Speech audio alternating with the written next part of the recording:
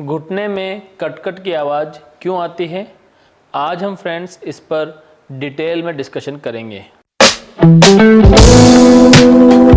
Hello everyone, myself Dr. Sheikh Mohammed Khan.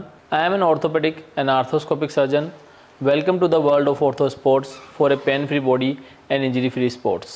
घुटने में cut cut की आवाज़ जनरल पॉपुलेशन में भी एक बहुत ही कॉमन फाइंडिंग है।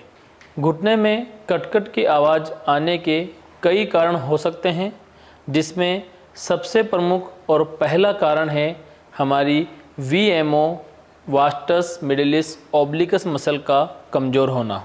यह VMO मसल कमज़ोर क्यों होती है? इसके कमज़ोर होने का कारण है इसकी प्रॉपर स्ट्रेंथनिंग एंड एक्सरसाइजेस का फॉलो नहीं करना।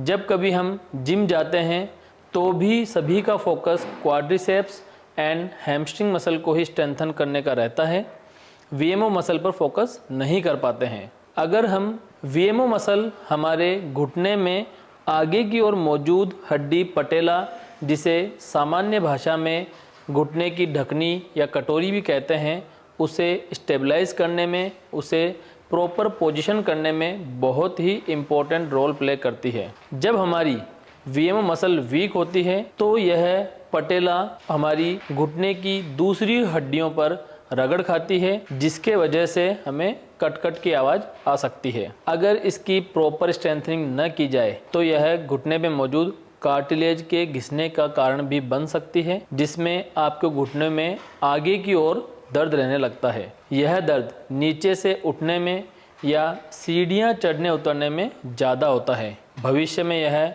कॉन्ड्रोमलेशिया पटेली या ओस्टियोआर्थराइटिस का कारण भी बन सकती है। इसलिए आपको VMO मसल को प्रॉपर स्ट्रेंथन करना चाहिए। इसकी बेस्ट एक्सरसाइजेस देखने के लिए आप हमारे चैनल पर इसका वीडियो देख सकते हैं। घुटने में आने वाली कट-कट की आवाज़ का दूसरा प्रमुख कारण है लिगामेंट इंजरी। हमारे घुटने में घुटने की ऊपर की थाई बोन फीमर और नीचे की लेग बोन टीबिया को स्टेबलाइज करने के लिए कुछ लिगामेंट्स होते हैं, जिसमें 4 लिगामेंट प्रमुख हैं। घुटने में अंदर की ओर मीडियल कोलेटर लिगामेंट MCL, बाहर की ओर लेटरल कोलेटर लिगामेंट LCL और दोनों हड्डियों के बीच में ACL एंटीरियर क्रूशिएट लिगामेंट और PCL पोस्टीरियर क्रूशिएट लिगामेंट। ये 4 लिगामेंट हमारे घुटने को स्टेबिलिटी प्रोवाइड करने का काम करते हैं। जब कभी स्पोर्ट्स इंजरी या रोड ट्रैफिक एक्सीडेंट में आपके लिगामेंट इंजरी होती है तो आपके घुटने में स्टेबिलिटी लॉस होता है या आपके घुटना इनस्टेबल हो जाता है, जिसके वजह से घुटने में सामान्य से अधिक मूवमेंट होने लगता है और आपको घुटने से कट-कट की आवाज़ आ सकती है। लिगामेंट इंजरी के डायग्नोसिस के लिए हमें MRI करानी होती है। MRI में आपके लिगामेंट का स्टेटस हमें कम्प्लीटली मालूम चल जाता है। इसके बाद आपको इसका प्रॉपर ट्रीटमेंट लेना चाहिए। घुटने में कट-कट की आवाज़ आने का तीसरा प्रमुख कारण है मेनिस्कस इंजरी। मेनिस्कस हमारे घुटने में दोनों हड्डियों के बीच मौजूद एक गद्दी की तरह या शॉक एब्जॉर्बर की तरह मौजूद होती है। कभी कभी स्पोर्ट्स इंजरी या रोड ट्रैफिक एक्सीडेंट में आपके घुटने में मुड़कर लगने वाली चोट के वजह से आपका मेनिस्कस डैमेज हो सकता है। अगर आपका मेनिस्कस डैमेज होता है तो आपको घुटने में दर्द रहता है, उसके साथ ही कट-कट की आवाज़ भी आ सकती है। अगर आपके घुटने में कट-कट की आवाज़ आती है, उसके साथ ही दर्द है और आपका घुटना लॉक होता है, तो हो सकता है आपको मेनिस्कस इंजरी हो। मेनिस्कस इंजरी का डायग्नोसिस भी MRI से ही बनाया जाता है। अगर आपकी MRI में मेनिस्कस इंजरी आती है तो आपको इसका प्रॉपर ट्रीटमेंट लेना चाहिए। घुटने में आने वाली कट-कट की आवाज़ का चौथा प्रमुख कारण है कार्टिलेज इंजरी या कार्टिलेज डैमेज। कार्टिलेज हमारे घुटने की हड्डियों पर मौजूद एक कवरिंग की तरह होती है। यह नीले रंग की कार्टिलेज को रिप्रेजेंट करती है। यह हमारे ऊपर थाई बोन फीमर और नीचे लेग बोन टीबिया और सामने की ओर मौजूद पटेला,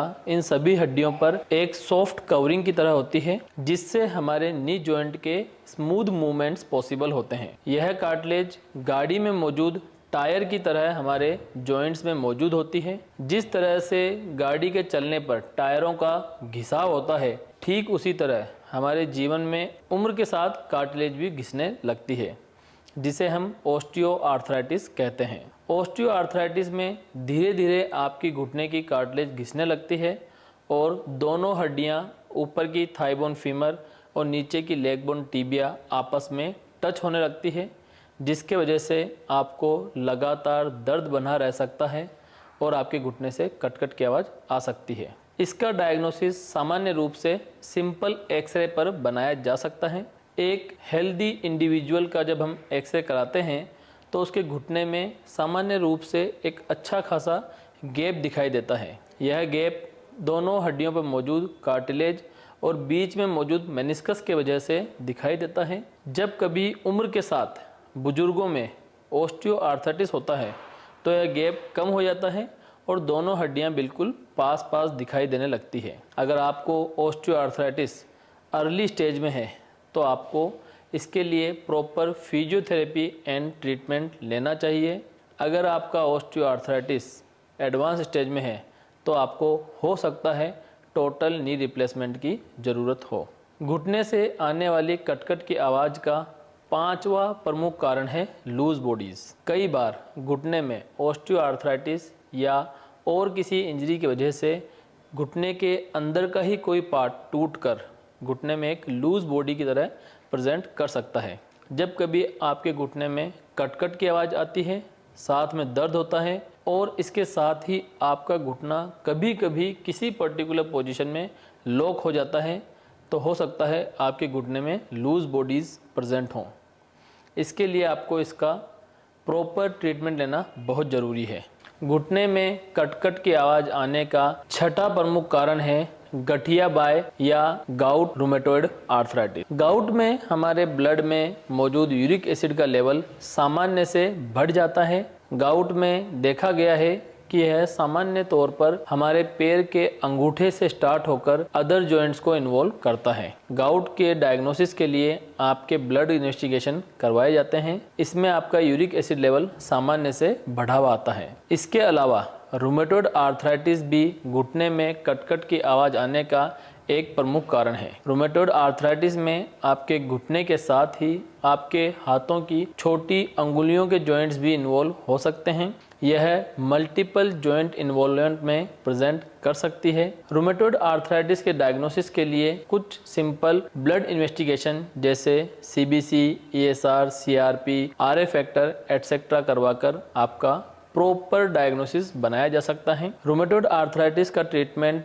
मेनली कंजर्वेटिव, जिसमें कुछ मेडिसिन और फिजियोथेरेपी होती है। घुटने में कटकट की आवाज़ आने का 7वां प्रमुख कारण होता है इलियोटिबियल बैंड स्नैपिंग सिंड्रोम या नी स्नैपिंग सिंड्रोम। इस कंडीशन में हमारे घुटने के बाहर की ओर मौजूद एक band like structure iliotibial band घुटने के मूवमेंट के साथ वो अपनी पोजीशन चेंज करता है, जिसके वजह से आपके घुटने में कटकट की आवाज़ आती है। यह आवाज़ टिपिकली हमारे घुटने में बाहर की ओर ही आती है। इसका डायग्नोसिस मेनली क्लिनिकल ही होता है। बच्चों में घुटनों में कटकट की आवाज़ आने का एक प्रमुख कारण है डिस्कोइड मेनिस्कस। हमारे घुटने में मेनिस्कस एक शी शेप की स्ट्रक्चर होती है। कुछ बच्चों में यह बड़ी भी हो सकती है और यह एक डिस्क जैसी या एक सिक्के के समान दिखने वाली हो सकती है। इस बढ़ी हुई डिस्क को डिस्कोइड मेनिस्कस कहा जाता है और बच्चों में यह घुटनों से कटकट आवाज़ आने का एक प्रमुख कारण है। घुटनों से कटकट की आवाज़ आने का 9वां प्रमुख कारण है ACL या कोई और घुटने की सर्जरी के बाद घुटने से कटकट की आवाज़ आना। ACL सर्जरी के बाद देखा गया है कि आपके घुटने से कटकट की आवाज़ आती है। यह कटकट की आवाज़ मुख्य रूप से आपकी VMO वास्टस मिडिलिस ओब्लिकस मसल के कमज़ोर होने की वजह से आती है। इसके लिए आपको VMO मसल को स्ट्रेंथन एंड प्रॉपर एक्सरसाइज करना होता है। घुटने से आने वाली कटकट की आवाज़ का 10वां प्रमुख कारण है टेंडन एब्नॉर्मेलिटीज़। हमारे घुटने में या हमारे किसी भी जॉइंट में मसल्स को बोन से जोड़ने वाली यूनिट को टेंडन कहा जाता है। कुछ केसेस में टेंडन की कुछ एब्नॉर्मेलिटी, जिसके वजह से टेंडन जब कभी हमारे जॉइंट का मूवमेंट होता है तो उसके साथ एबनॉर्मली मूव करते हैं, जिसके वजह से भी आपके घुटने में कट-कट की आवाज़ आ सकती है। घुटने में आने वाली कट-कट की आवाज़ का आखिरी कारण, घुटने से आने वाली कट-कट की आवाज़ का आखिरी प्रमुख कारण है इडियोपैथिक। कुछ केसेस में बिना किसी स्पेसिफिक कारण के भी घुटने से कट-कट की आवाज़ आ सकती है और यह पूरी तरह से सामान्य है। इसके लिए आपको किसी तरह की कोई चिंता या घबराने की ज़रूरत नहीं है। इसी तरह health and fitness related videos देखने के लिए आप हमारे चैनल को सब्सक्राइब करें। Thank you.